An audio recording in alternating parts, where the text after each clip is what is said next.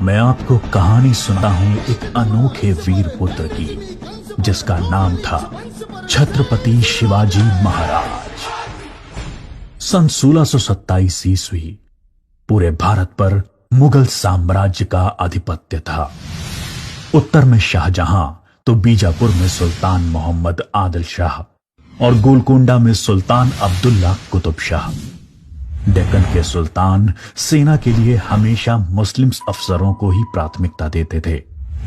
बंदरगाहों पर पुर्तगालियों का कब्जा था और थल मार्ग पर मुगलों का अधिकार। इसलिए उत्तरी अफ्रीका और मध्य एशिया से मुसलमान अधिकारियों को ला पाना मुमकिन नहीं था और डेक्कन के सुल्तानों को हिंदू अधिकारी नियुक्त करने पड़ते थे। आदिल शाह की सेना में एक मराठा सेनाध्यक्ष था, शाहजी भोसले। शाहजी सेना में उच्च पद पर आसीन था। सन 1630 में महाराष्ट्र में जुन्नर के समीप शिवनेरी के किले में उनके और जीजाबाई के यहां एक पुत्र का जन्म हुआ। स्थानीय देवी शिवाय के नाम पर पुत्र का नामकरण हुआ, जो आगे चलकर छत्रपति शिवाजी महाराज के नाम से विश्व विख्यात हुए। शिवाजी के पिता काफी समय घर से दूर रहे थे, इसलिए बचपन में उनकी देखरेख माता जीजाबाई और गुरु दादोजी कोंडेव ने की। दादोजी ने उन्हें युद्ध कौशल और नीति शास्त्र सिखाया, तो जीजा माता ने हिंदू धार्मिक कथाएं। जब दादोजी का सन 1647 में निधन हुआ, तब उनका यह मानना था कि शिवाजी अपने पिता की ही तरह आदिल शाह की सेना में उच्च पद पर आसीन होंगे, लेकिन विधि को कुछ और ही मंजूर था। सन 1646 के समय भारत में किसी हिंदू शासक का अपना स्वतंत्र राज्य स्थापित कर पाने के लिए इन तीन परिस्थितियों का पूरा होना जरूरी था। एक, कि वो शक्तिशाली साम्राज्यों के केंद्र से दूर हों, जमीन खेती के लिए अनुपयोगी हो और जंगलों से घिरा हुआ हो, ताकि छापामार युद्ध या गुरिल्ला वॉरफेयर करा जा सके। ये परिस्थितियां 1646 में शिवाजी के लिए अनुकूल बनी, जब उन्होंने स्थानीय किसानों मावली के समर्थन से अपनी सेना का निर्माण किया।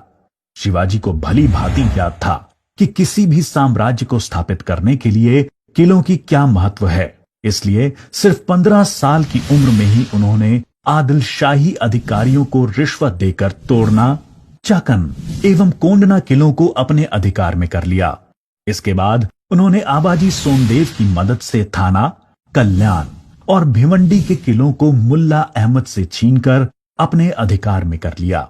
इन घटनाओं से आदिल शाही साम्राज्य में हड़कंप मच गया।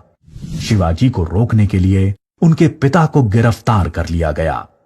इसलिए शिवाजी ने अगले 7 बरस तक आदिल शाह पर सीधा आक्रमण नहीं किया। शिवाजी ने यह समय अपनी सेना को बढ़ाने और प्रभावशाली देशमुखों को अपनी ओर करने में लगाया। धीरे धीरे उन्होंने एक विशाल सेना खड़ी कर ली, जिसके घुड़सवार नेताजी पलकर ने संभाल रखी थी और पैदल सेना यशाजी कनक ने। अब तक शिवाजी के पास 40 किले भी आ चुके थे। शिवाजी के बढ़ते प्रभाव को रोकने के लिए सन 1659 में बीजापुर की बड़ी साहिबा ने अफजल खान को 10,000 सिपाहियों के साथ शिवाजी पर आक्रमण करने का हुक्म दिया। अफजल खान अपनी क्रूरता और ताकत के लिए जाना जाता था। उसने शिवाजी को खुले युद्ध करने के लिए उकसाने के लक्ष्य से बहुत सारे मंदिरों को तोड़ डाला और कई बेगुनाह नागरिकों का कत्ल कर डाला। लेकिन शिवाजी ने चतुराई और रण कौशल का परिचय देते हुए छापामार पद्धति से युद्ध चालू रखा। इस समय वो प्रतापगढ़ किले में रहे, जो कि चारों तरफ से घने जंगलों से घिरा हुआ था। अंत में अफजल खान ने शिवाजी को धोखे से मारने की साजिश रची। उसने शिवाजी को मिलने का न्योता भेजा। जब वो मिले, अफजल खान ने अपनी मजबूत पकड़ में शिवाजी को दबाकर मार डालने का प्रयास किया। शिवाजी पहले से तैयार थे। अपने छुपाकर रखे हुए बाग नाका से उन्होंने अफजल खान का पेट ही चीर डाला, जो कि उनसे 2 गुना विशालकाय था। इसके बाद प्रतापगढ़ की लड़ाई में शिवाजी ने अफजल खान की सेना को करारी मात दी। शक्तिशाली अफजल खान की हार से बीजापुर का सुल्तान स्तब्ध रह गया। अब की बार रुस्तम जमान को भेजा गया। 28 दिसंबर 1659 को शिवाजी ने रुस्तम जमान की सेना पर सामने से हमला बोल दिया। साथ ही उनकी सेना की 2 और टुकड़ियों ने दोनों दिशाओं से रुस्तम की फौज पर आक्रमण कर दिया।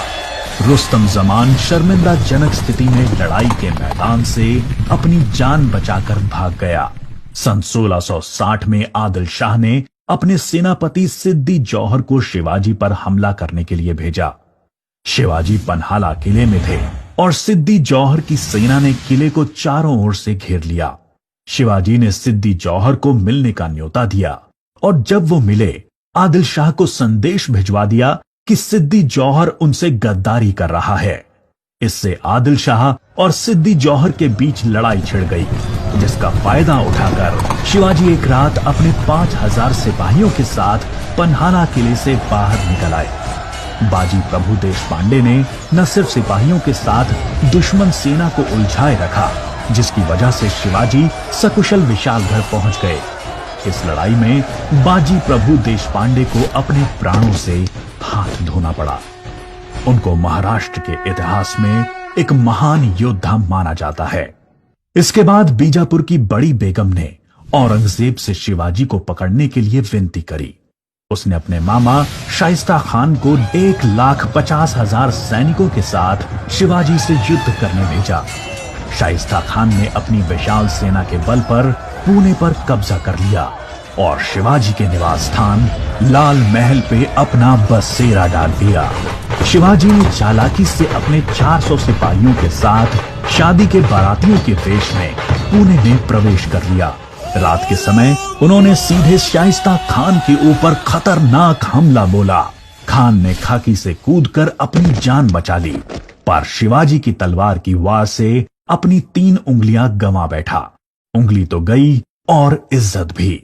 फिर शिवाजी ने सन 1664 में मुगल व्यवसायी केंद्र सूरत पर आक्रमण करके उसको तहस नहस कर डाला। औरंगजेब आग बबूला होकर 60 वर्षीय राजपूत सेना नायक मिर्जा राजा जय सिंह को अपने 1.5 लाख सैनिकों के साथ शिवाजी से लड़ने के लिए भेजा। इस युद्ध में शिवाजी की हार हुई और उन्हें अपने 23 किले और 4 लाख की मुद्रा हर्जाने के रूप में देनी पड़ी। उन्हें अपने 9 वर्ष के पुत्र संभाजी के साथ आगरा जाना पड़ा। शिवाजी को नियंत्रित रखने के लिए पहले यह तय हुआ कि उन्हें मुगल दरबार में कोई पद दिया जाए, लेकिन औरंगजेब ने उसको बदलकर शिवाजी को घर में कैद करने का आदेश दे दिया। औरंगजेब नहीं जानता था कि यह गलती बहुत महंगी पड़ेगी। शिवाजी ने बीमारी का बहाना बनाया और अपने स्वास्थ्य को ठीक करने के आशीर्वाद के लिए साधु संतों और फकीरों को रोजाना मिठाई और उपहार भेजने की इच्छा जताई। एक दिन वो खुद श्रमिक के भेष में सामान के डब्बे में संभाजी को छुपाकर बाहर निकल आए। वो मथुरा, काशी, गया, पुरी के बाद गोलकोंडा और बीजापुर होते हुए रायगढ़ पहुंच गए। 1670 तक शिवाजी ने कई लड़ाइयां लड़ते हुए 4 महीनों के भीतर अपने राज्य का बड़ा हिस्सा मुगलों से स्वतंत्र करा लिया। सन 1671 से 1674 तक औरंगजेब ने भरसक प्रयास किया शिवाजी को अपने अधीन करने का, लेकिन वो बुरी तरह से असफल हुआ। उसने अपने उत्तम योद्धाओं जैसे दाऊद खान और मोहब्बत खान को शिवाजी से लड़ने भेजा, लेकिन सबको मुंह की खानी पड़ी। इसके साथ ही सन 1672 में अली आदिल शाह की मृत्यु हो गई और बीजापुर सल्तनत की स्थिति में चला गया। आखिर वो दिन आया जब गगा भट्ट ने 6 जून 1664 को पूरे उत्सवनुमा वातावरण में हिंदू परंपराओं के साथ शिवाजी का राज्याभिषेक किया। वो मराठा के राजा बने और कई सदियों के अंतराल के बाद हिंदू रीतियों, तिलक, जनेऊ और वेदों के उच्चारण के बीच किसी राजा का राज्याभिषेक संपन्न हुआ। शिवाजी की महानता सिर्फ उनकी बहादुरी और युद्ध कौशल में ही नहीं थी, वो एक योग्य प्रशासक भी थे। उन्होंने धर्म के आधार पर कभी किसी के साथ पक्षपात नहीं किया। उनके कई अधिकारी, यहां तक कि उनके व्यक्तिगत अंगरक्षकों में कुछ मुसलमान भी थे। उन्होंने कभी किसी भी नारी का निरादर नहीं किया। यहाँ तक कि युद्ध में हारे हुए दुश्मनों की स्त्रियों को भी सम्मान सहित वापस भेज देते थे। गुरिल्ला युद्ध, किलों का उपयोग और नवसेना का निर्माण भारत में पहली बार शिवाजी ने ही करा। उन्होंने 4 किलों तथा 2000 सैनिकों से शुरुआत की थी और उनकी मृत्यु के समय तक ये गिनती 300 किलो एवं 1 लाख सैनिकों की हो गई थी। मार्च 1680 में शिवाजी का स्वास्थ्य खराब हो गया। तेज बुखार और पेचिस के चलते 5 अप्रैल 1680 को 52 साल की छोटी सी उम्र में इनका स्वर्गवास हो गया। औरंगजेब ने सोचा कि शिवाजी की मृत्यु के बाद मराठा राज्य खत्म हो जाएगा, लेकिन ऐसा हुआ नहीं। पहले उनके पुत्र संभाजी ने और उसके बाद छत्रपति राजा राम ने मराठा शासन की बागडोर संभाली। औरंगजेब को करीब 25 सालों तक मराठाओं के साथ युद्ध लड़ना पड़ा, जिसकी वजह से वो अपनी मृत्यु के समय तक पूरी तरह से बर्बाद हो चुका था।